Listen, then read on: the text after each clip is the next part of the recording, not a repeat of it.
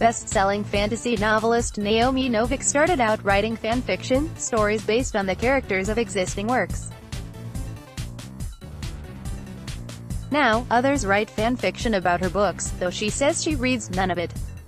"What I love about fanfiction is that it is a peer community where all of you are telling stories about characters that none of you owns," she says over the phone from New York, where she lives. "Nobody has the right to authority, and because of that, everybody has a right to tell whatever story they want, and they are all equally probable, in a sense." She has applied that knack of the fanfiction writer to argue with an add to the canon, to her own work, whether it is rewriting fairy tales with a feminist bent or reimagining world history with dragons. Novik, 45, made her name with the New York Times best-selling Temeraire series, set in an alternate history during the 19th century Napoleonic Wars where dragons exist. A British Royal Navy captain accidentally finds an egg, from which hatches a rare Chinese dragon that he becomes bonded to. They travel the world, which gave Novik the chance to explore how dragons would affect different cultures, from China, where they are venerated and often hold high positions in government, to the Sawana tribe in southern Africa, who worship dragons as reincarnated ancestors, a connection which enables them to wage war upon the slave trade. Novik wrapped up the series of 9 books in 2016. It was once optioned for the screen by the Lord of the Rings director Peter Jackson, although the rights have since reverted to Novik, who declines to say if an adaptation is still in the works. Dealing with Hollywood as an author is a good way to get your heart broken. She has a master's in computer science from Columbia University and worked on the computer game Neverwinter Nights: Shadows of Unrentide. "It was fascinating," she says, "but involved working 100-hour weeks.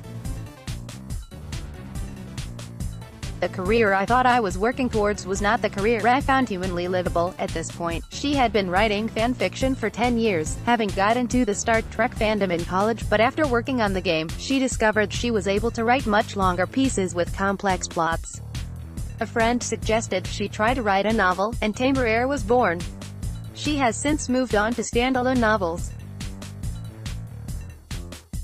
The first of these, the Polish folklore-inspired Uprooted 2015, about a girl with magic who tries to save her community from a dangerous forest, won the Nebula for Best Novel, a top award in the science fiction and fantasy genre. Warner Brothers won the movie rights to the book after a 3-way bidding war, according to The Hollywood Reporter, with celebrity host Ellen DeGeneres as a producer. Last month, she published Spinning Silver, in which a moneylender's daughter earns a reputation for being able to turn silver into gold and inadvertently draws the attention of a race of gold-obsessed ice fairies, who take her boast literally. It riffs on the Rumpelstiltskin tale, which Novik thinks lacks the sense of justice common to fairy tales. In it, a girl promises an imp her firstborn if he will help her spin straw into gold, but later evades the bargain by guessing his name. It's problematic. The stealing of children and hoarding of gold are common medieval anti-Semitic tropes, says Novik, who is Jewish. Spinning Silver was written for her father, whose family were Lithuanian Jews, a persecuted minority in a small country that was itself menaced by its larger neighbors. In the same way, Uprooted was written for her Polish mother, who had been deeply rooted in her community but had to defect from Poland, then behind the Iron Curtain, in order to stay in the U.S. with her husband.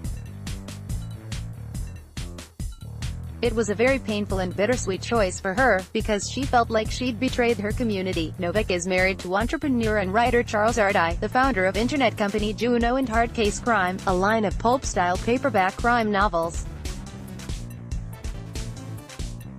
They have a daughter, aged 71, Havs. In her spare time, she continues to write fanfiction for fun. She is a founder of the non-profit organization for transformative works and Archive of Our Own, a fan-fiction archive of more than 4 million works.